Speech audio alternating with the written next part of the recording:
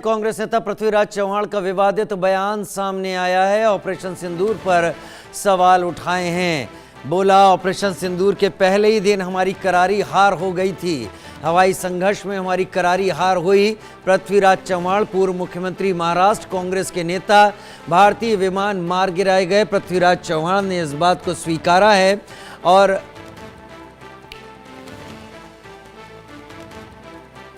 पृथ्वीराज चव्हाण ने इस बात को स्वीकारा यहां पर कि भारतीय विमान मार गिराए गए, पहले ही दिन हमारी करारी हार हो गई थी।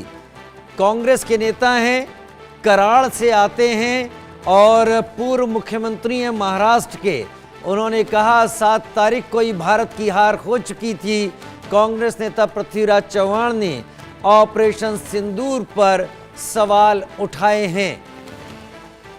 शाहिद अंसारी हमारे साथ इस वक्त जुड़े हुए हैं। शायद अब तो ऑपरेशन सिंदूर को वक्त हो रहा है और फिलहाल ये मुद्दा भी नहीं था। फिलहाल अगर कांग्रेस की तरफ से मुद्दों की बात की जाए तो एसआईआर का मुद्दा है या आजकल मनरेगा को लेकर कांग्रेस अपनी तरफ से बातें कर रही है। ऑपरेशन सिंदूर पर बयान देने की जरूरत क्यों आ पड़ी? एक बात, मौका क्या था ये भी समझाएं। पृथ्वीराज चव्हाण किस बारे में बोल रहे थे? राजीव, देखिए, आपने जो कहा है कि मौका तो नहीं था, लेकिन चूंकि सियासत में मौके के लोग तलाश में रहते हैं और पृथ्वीराज चौहान ने जो बातें कही है, वो बातें उन्होंने जो कही मैं दोहरा देता हूं वापस से कि ऑपरेशन सिंदूर के दौरान जो है, जो हमारे एक भी विमान उड़े नहीं और अगर उड़ते तो ये मार गिराए जाते। ये बात उनके मुंह से इसलिए अहमियत रखती है क्योंकि महाराष्ट्र के जो है मुख्यमंत्री रह चुके हैं, कांग्रेस के वरिष्ठ नेता रह चुके हैं। अब चूंकि ऐसे हालात में जो है इस तरह का बयान देना, जैसा कि आपने कहा है कि जो मुद्दे हैं उन मुद्दे से हटके, और ऑपरेशन सिंदूर को काफी समय हो गया। देखिए, आपको मैं बताऊं राजीव की ऑपरेशन सिंदूर जो अंजाम दिया गया है, तो उसके आप ये तो अभी बोल रहे हैं, लेकिन दूसरे तीसरे दिन से ही कांग्रेसियों की तरफ से, खासकर हम ये कह सकते हैं कि विपक्षी की तरफ से, विपक्ष की तरफ से लगातार जो है सत्ताधारी पक्ष के जरिए चूंकि इस बात को लेकर जो है सीधे सीधे जो श्रेय हो रहा था वह देश के पीएम नरेंद्र मोदी ले रहे थे।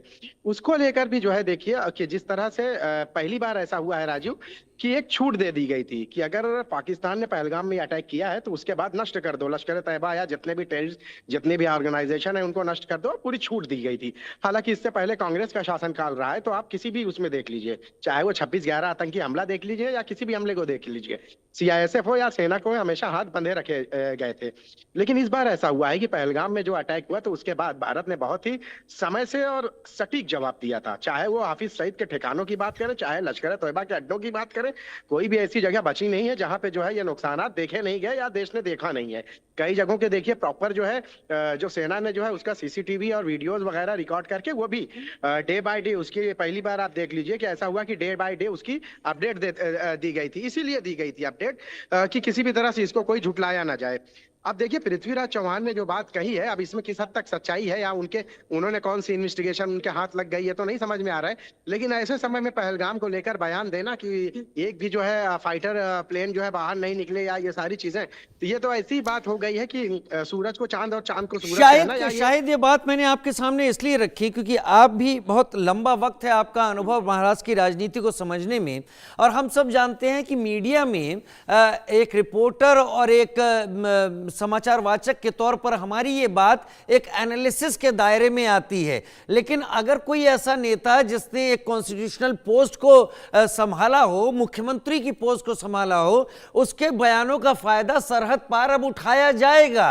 अब उस पर डिस्कशन होंगे और भारत को कटघरे में खड़ा किया जाएगा कि एक इतना बड़ा नेता भारत के बारे में यह कह रहा है कि 7 तारीख को भारत की हार हो चुकी थी, तो इसके रिपरकशंस, असर बहुत बड़े हैं। जी बिल्कुल, देखिए राजू, जो बात उन्होंने कही है ये सिर्फ देश में इससे कौतूहल या हलचल नहीं पैदा होगी, बल्कि जाहिर सी बात है। और अक्सर के आपको मैं बता दूं कि कांग्रेस के कई ऐसे लीडर रहे हैं जिनके इस बेतुके बयान का फायदा सीधे सीधे पाकिस्तानियों ने उठाया है। और अब जो है देखिए, वो पाकिस्तानी तो पहले से ही कह रहे थे कि हमारी फतेह हुई है, शिकस्त भारत की हुई है, लेकिन असल सही मानों में आपने भी देखा है कि जिस तरह से भारतीय सेना ने लश्कर तैयबा के जो इनके जो ठिकाने थे, ये सारी जगह प्रॉपर इसकी इंफॉर्मेशन लेके और इन सारे जगहों पर उन सबको न सिर्फ तबाह बर्बाद किया गया, बल्कि कि उनको जो है कई लोगों को मार गिराया गया जो लश्कर के आतंकी थे। तो अब आप देखिए कि ये सारी चीजें होने के बाद अब अगर ऐसे लम्हों में पृथ्वीराज चौहान का बयान आता है तो जाहिर सी बात है राजीव की इसके इस बयान को लेकर पाकिस्तान तो इस पर कल तो वहां मतलब कि एक तरह से ये कहना कि उनके लिए तो ये ईद हो जाएगी, क्योंकि जो चीज वो कह रहे थे अब उसको लेकर जो है भारतीय कह रहे हैं, ये तो उनके लिए एक सपोर्टिंग चीजें हो जाएंगी कि कल पाकिस्तान के जो लीडर हैं वो तो यही कहेंगे कि हम तो ये बात तो पहले से कह रहे थे। तो कहीं ना कहीं उनके इस बयान से जहां भारतीय राजनीति में एक कौतूहल मचा है, वहीं वहां पाकिस्तानी तो जाहिर सी बात है कि इसका फायदा भी उठाएंगे और ये कहेंगे कि भाई जिस बात की तरदीद हम कर रहे थे तो वो भारतीयों ने कर दी। अब वो अलग बात है कि कांग्रेस ने जो है ये जो काम किया है, ये कांग्रेस के भले ही वो सियासी उसमें दायरे में देख रहे हो, लेकिन कायदे से तो उन्होंने ये सीधे सीधे पाकिस्तान को जो है एक शय देने जैसी बात शायद कही है। केवल जी राजीव। पाकिस्तान को ही शायद इस दायरे में हम ना रखें तो बेहतर होगा। हमें डोनाल्ड ट्रंप के बयान को भी देखना होगा, वो भी यही कह रहे थे। तो अब तो अमेरिका भी कहेगा कि आपके भी लीडर मानते हैं कि ऐसा हुआ था। जी बिल्कुल राजीव, देखिए होता यह है कि ये पहली बार आप देखिए जो अटैक हुआ है, हमने इससे पहले बहुत सारे अटैक देखे, कई सारे चीजें अटैक को लेकर जो है आपने कभी नहीं देखा होगा कि इसको लेकर सार्वजनिक प्लेटफॉर्म पर ये बातें ऐसे कही जाए। लेकिन देखिए पहली बार ऐसा, और क्यों मालूम था, सवालात तो उठेंगे। पहलगाम में जो हुआ है जाहिर सी बात है कि कहीं ना कहीं एक फेलियर देखा गया है, लेकिन उसके बाद देश ने जो जवाब दिया है तो जाहिर सी बात है इसको लेकर सवाल तो उठने लाजमी थे। लेकिन इसीलिए पूरी तैयारी के साथ हर एक चीज की वीडियोज वगैरह रिलीज की गई। आप देखिए जो ठिकाने रहे, लश्कर के ठिकाने रहे हैं, लश्कर तैयबा के या हाफिज सईद के जो ठिकाने रहे, इन सब के जो है प्रॉपर जो है पूरी इन्वेस्टिगेशन करने के बाद यहाँ पे अटैक किया गया और उसके बाद डे बाय डे उसकी मीडिया रिलीज जारी की गई, जानकारियां दी गई, ताकि ये जो सवालात आज उठ रहे हैं वाकई मैं ये उस समझ वक्त पा ना रहा हूं, हो। शायद बहुत शुक्रिया आपका, लेकिन कहीं बहुत ऐसा लग रहा है। चलिए सुन लेते हैं। एक असा विषय निघाला की मग मोदींनी का मान्य केलं, पहिल्या दिवशी आपला संपूर्ण पराभव झाला। 7 तारखेला जे हवाई युद्ध अर्ध्या तासात झालं त्यामध्ये आपला टोटल पराभव झाला, हे कोणी मान्य करो अगर न करो।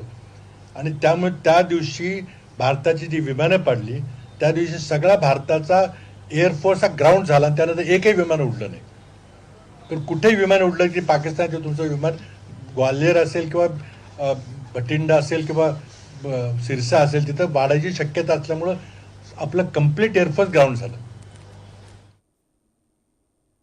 छोटा सा ब्रेक, जल्द हाजिर होते हैं।